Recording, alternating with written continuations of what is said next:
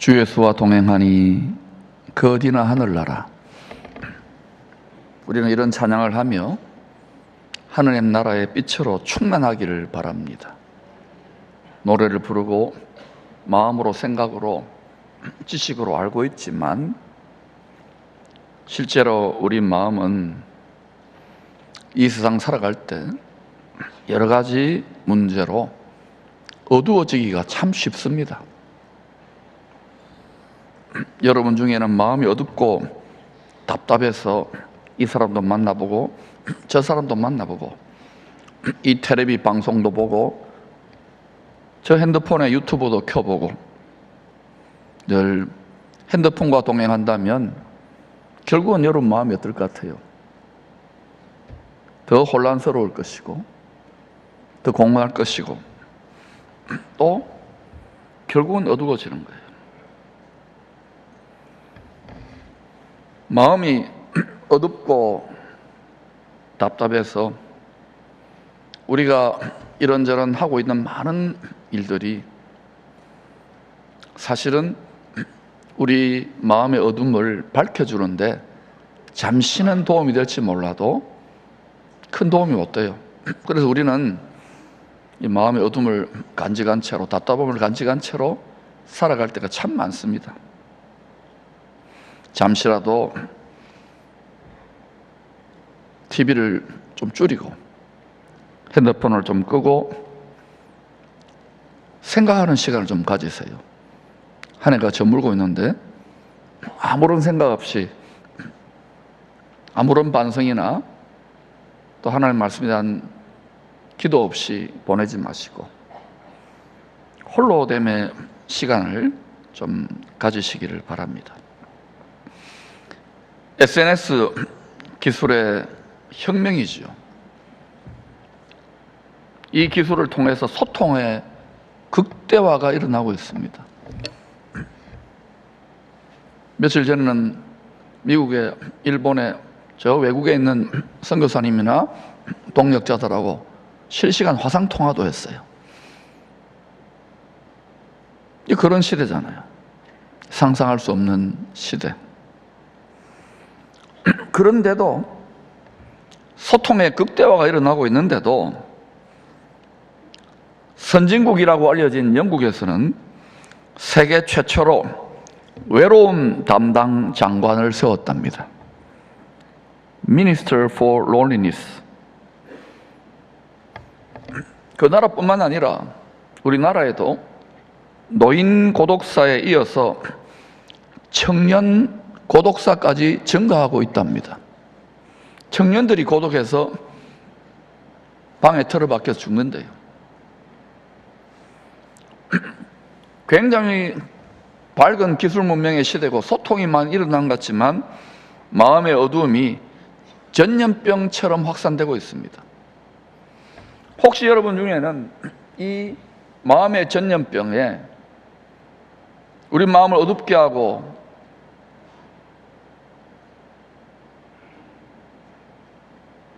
답답하게 만드는 이 전염병에 정상적인 범주를 넘어서서 일상을 지탱하기 힘들 정도로 고통하는 분들이 없습니까? 오죽하면 외로움 담당 장관까지 세웠을까요?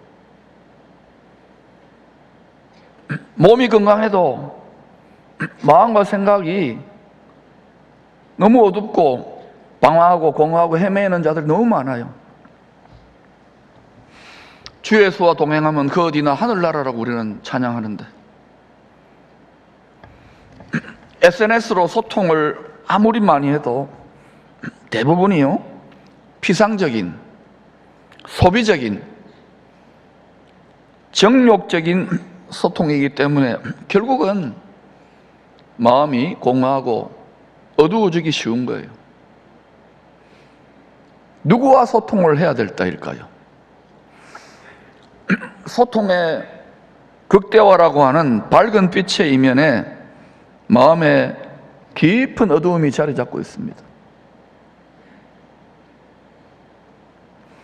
세계적인 심리학자 칼 융, 이분이 영국 BBC와의 인터뷰에서 사람들 마음의 어둠은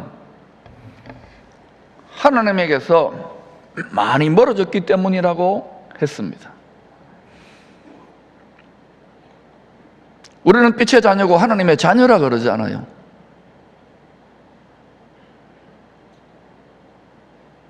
그리스도의 신부라고 그러는데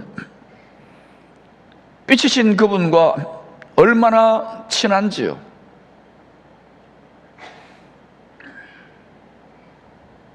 참된 빛이 아닌 곳에 우리 마음을 너무 뺏기지 않습니까? 이게 육체의 정욕, 안목의 정욕, 이성의 자랑이라는 겁니다. 왜 사도 요한이 이 세상이나 세상에 있는 것들을 사랑하지 말라고 했을까요? 우리는 사랑하고 싶은데 하나님이 세상을 이처럼 사랑하고 긍정하신 이유는 딱 한 가지예요. 멸망하지 않고 영생 주시려고. 우리는 그런 의미에서 세상을 끝까지 십자가의 사랑으로 긍정하고 사랑하고 복음의 빛을 전해야 되겠습니다. 여러분과 하나님과의 거리는 어떠합니까? 마음이 어둡고 혼란스럽고 답답하다면 핸드폰을 잠깐 끄세요. TV를 잠깐 줄이세요. 참 빛이신 주님께 더 가까이 나아가야 할 때입니다. 기도의 줄을 놓쳤다가 이것을 회복하는 것이 쉽지 않습니다, 여러분. 습관의 동물인데.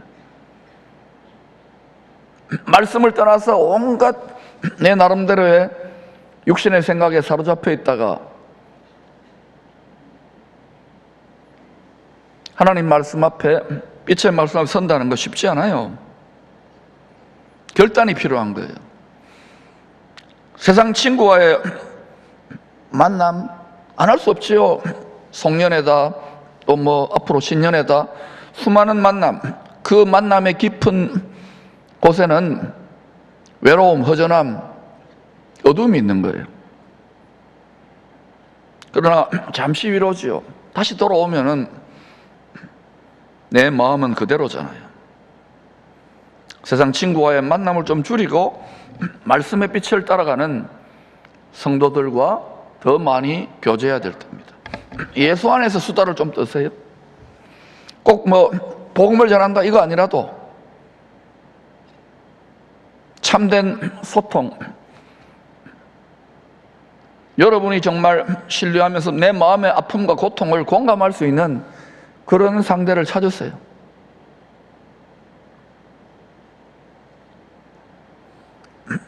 마음이 주고받아질 때 기쁨이 오고 빛이 오는 거예요. 그 상대가 하나님 되면 제일 좋겠죠. 이렇게 해갈 때 우리의 어두워지기 쉬운 마음에 샛별이 떠올라요. 그리고 우리의 인생을 인도해 갈 것입니다. 세상이 캄캄하고 어둡다고 절망할 것 없어요. 요즘 나라가 혼란스럽고 뭐 이러니까 세상도 좀 이전과는 다르니까 이렇게 저렇게 갈 바를 모르고 울분을 터뜨리고 거친 말을 하고 절망하고 탄식하고 하는 분들을 SNS나 또 그런 분들을 가끔 만나요. 탄식하거나 너무 절망하지 마세요. 때가 차면 다시 밝아질 것이기 때문입니다. 또 밝아졌다고 잘 나간다고 너무 좋아할 것도 없어요. 때가 차면 다시 어두워질 것입니다. 높은 자리에, 최고의 자리에 있는 분들이 부럽습니까? 그들 마음의 깊은 어두움은 뭐냐? 떨어질까? 이걸 잃어버릴까? 그 두려움이에요.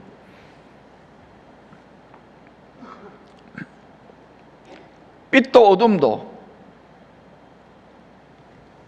하나님은 다 사용하세요. 우리가 보기에는 빛이 더 좋은 것 같은데 하나님 별로 안 좋아하시는 어둠까지도 다 사용해서 합력하여 선을 이루십니다. 결국에는 하나님 말씀, 하나님 뜻이 이루어져요. 그래서 멀리 보셔야 돼요. 안 그러면 배멀미합니다. 멀리. 하나님은 영원과 무한의 시간 속에 조금도 흔들리지 않고 하나님 말씀을 십자가에 나타난 불타는 사랑으로 이루어가고 계셔요.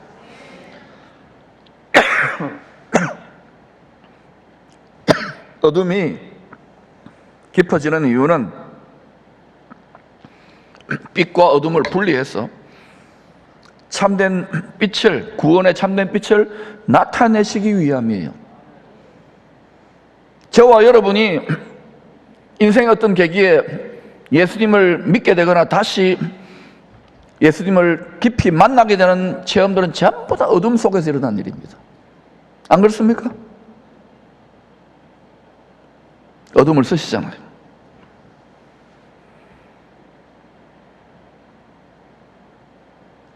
창세기 1장 4절이 그 섭리를 이야기합니다. 시작. 빛이 하나님이 보시기에 좋았더라.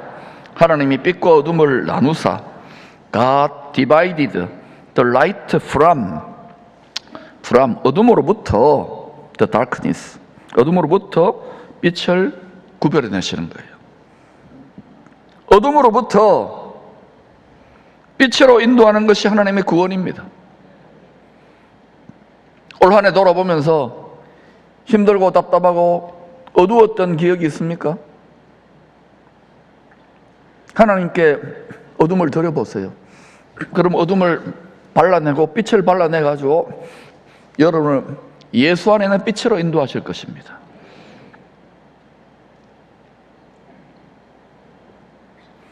하나님의 구원의 원리를 빛과 어둠이 교차하는 이 세상에 하루를 통하여 계시해 주는 거예요. 창세기 1장 5절입니다. 하나님이 빛을 낮이라 부르시고, 빛을 보시기에 좋아하지요. 어둠을 밤이라 부르시니라. 저녁이 되고 아침이 되니 이는 첫째 날이니라. 이것을 회전하는 그림자와 같다라고 하잖아요. 명암이 항상 있는 거예요. 우리는 밝고 그렇게만 되면 하나님 찾을 이유가 없어요. 어둡고만 되면은 절망합니다. 사람 살 수 없어요. 그러므로 어둠이 조금도 없는 가장 높은 곳에 계시는 하나님이 이 빛과 어둠을 다 사용해서 회전하는 그림자와 같이 명암이 교차하는 이 세상 속에서 하나님의 구원을 기이한 영원한 빛으로 인도한다는 것을 멀리 높이 바라보고 일희일비하지 마시기를 축원합니다. 어둠이 깊어갈 때 믿음으로 구원의 빛을 바라보는 사람이 믿음의 사람입니다. 이 세상은 여러분 하나님의 뜻을 이루기 위하여 전력 질주해 가고 있습니다. 이 세상에 여러분 마음과 생각의 소망을 그 위에 얹어 놓으면 흔들리고 넘어질 것입니다. 우리의 바라는 것이 이 세상뿐이 아니기를 바랍니다. 더 많은 부분 영원히 흔들리지 않는 그 만세만석 주님이 흔들리지 않는 하늘의 보좌에 앉아 계십니다. 거기를 날마다 바라보고 우리의 출렁거리는 마음과 생각을 거기다 묶어 놓아야 돼요.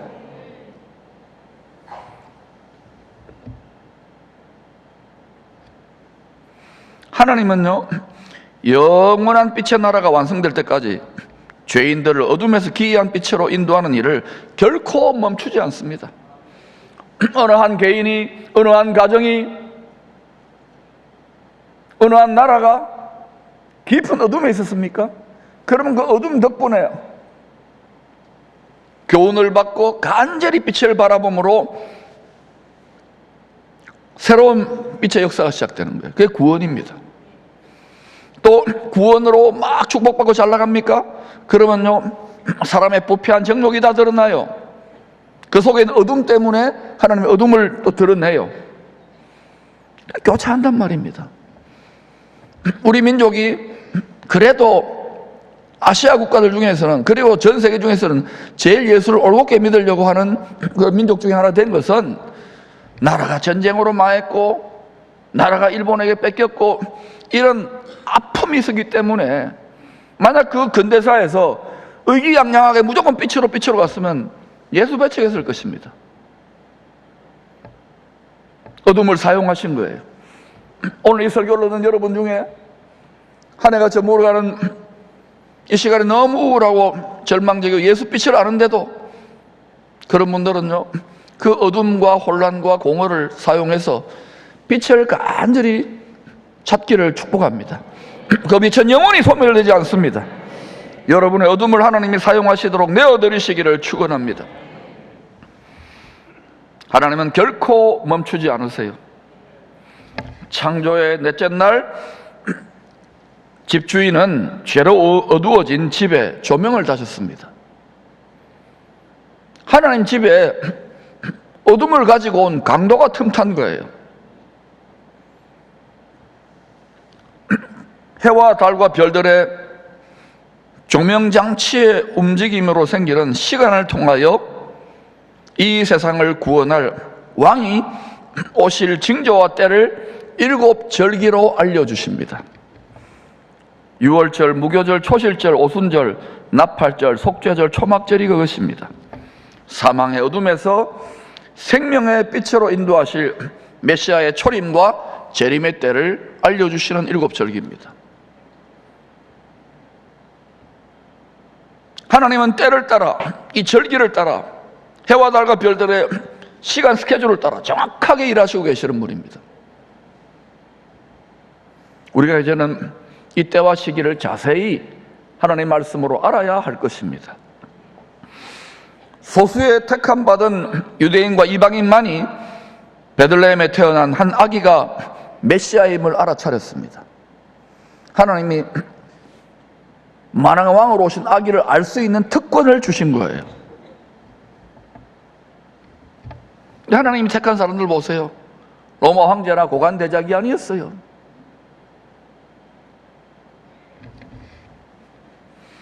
이사야는 성탄이 있기 약 700년 전에 처녀의 몸에서 세상을 구원할, 이 세상은요 분명히 하나님 말씀하시는 죄로 인하여 심판합니다. 세상에 너무 소망을 두고 바라지 말라니까요. 우리가 세상을 사랑하고 긍정하는 이유는, 하나님이 세상을 이처럼 사랑하신 이유는 독생자를 주신 목적과 같아요. 한 영혼이라도 더 건지기 위한 것입니다. 약 700년 전에, 성탄이 있기 700년 전에 이사야는 처녀의 몸에서 세상을 구원할 메시아가 한 아기로 탄생할 것을 예언했어요. 이사야 9장 6절 7절입니다. 이는 한 아기가 우리에게 낳고 한 아들을 우리에게 주신 바 되었는데 그의 어깨에는 정사를 메었고 정권을 메었다는 거예요. 그 이름은 기묘자라, 원더풀, 모사라, 카운슬러, 전능하신 하나님. 애기인데, 사람인데 전능하신 하나님이랍니다. 영존하시는 아버지. 아들을 보면 하나님 아버지를 본 거예요. 삼위일체지요.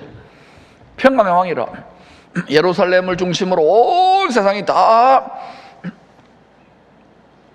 전쟁이 일어납니다. 성경이 분명히 예언하고 있잖아요. 그때 평강을 가지고 오실 왕이에요. 그 정사와 평강의 더함이 무궁하며 그 정권을 정권, 또 다윗의 왕자와 어디에 오셔서 다스릴 거냐면 다윗의 왕자, 예루살렘의 다윗의 왕자와 그의 나라 메시아의 왕국에 군림하여 그 나라를 굳게 세우고, 하나님이 세운다면 세우는 겁니다. 전능하신 하나님이기 때문에 지금 이후로 영원히 정의와 공의로 영원히 그것을 보존하실 거예요. 어둠이 조금도 없는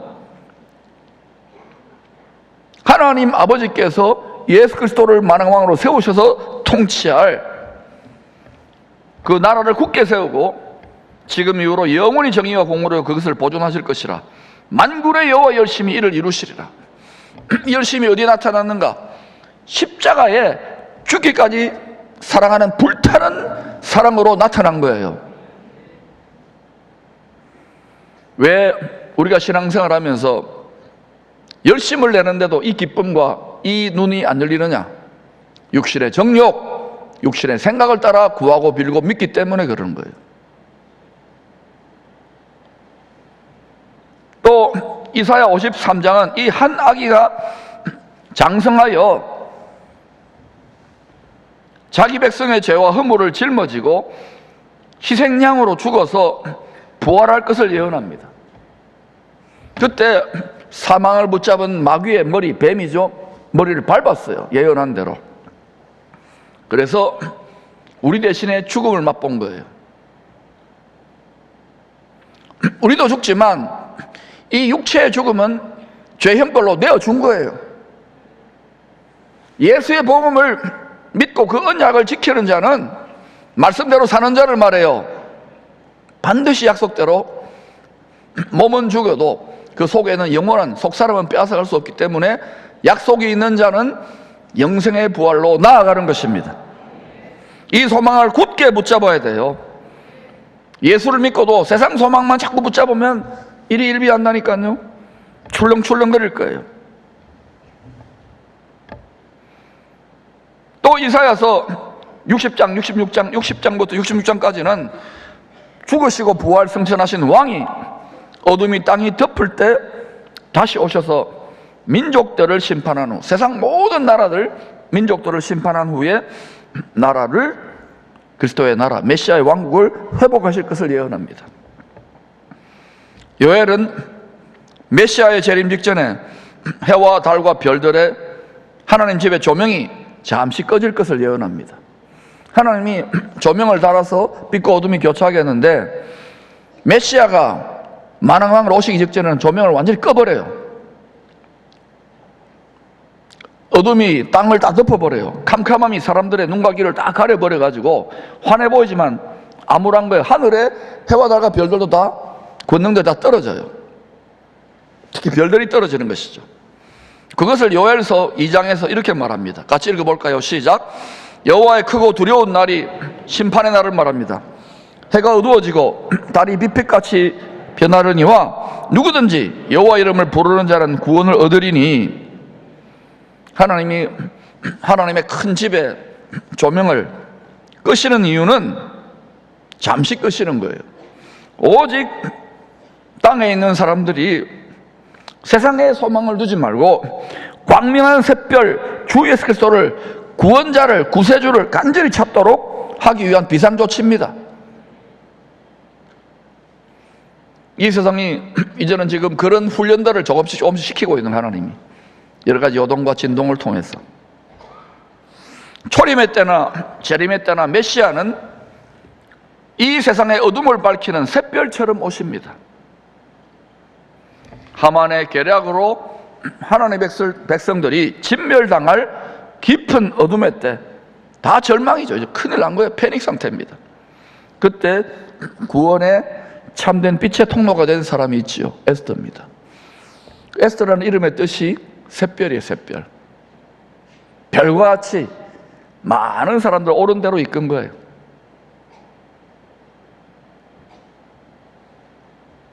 모두가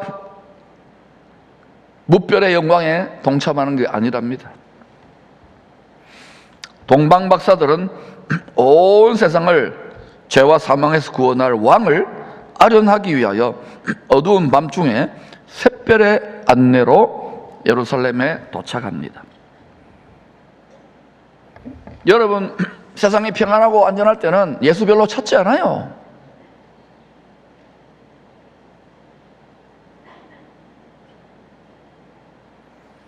어두워질 때, 우리가 의지했던 것이 무너질 때, 앞이 캄캄할 때, 그때 사람은 본능적으로 뭘 찾는 거예요. 근데 그거 찾는 것이 참된 빛이 되기를 추구합니다. 미혹의 영들이 판치는 거예요. 적그리스도 영들이 판치는 거예요. 빛난다고 다 다이아몬드가 아닙니다. 영원한 하나님 보신 참빛을, 영생의 빛을 붙드시기를 축원합니다.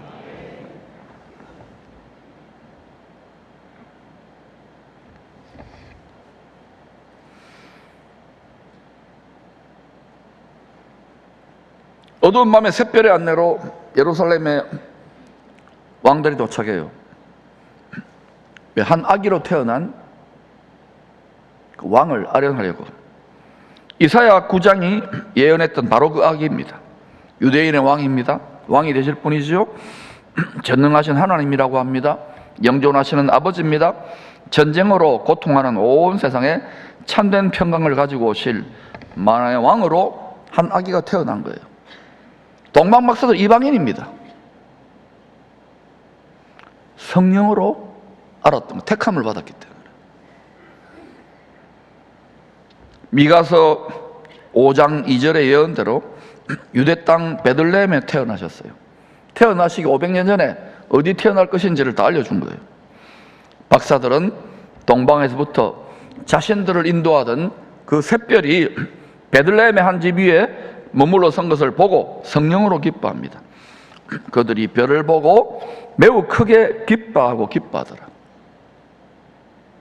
여러분, 예배를 인도해보고 찬양하고 기뻐하자 이러면요, 이렇게 굳어져 있는 분이 있어요. 아무리 이야기해도 풀어지지 않는 분들이 있어요. 이유가 뭘까요?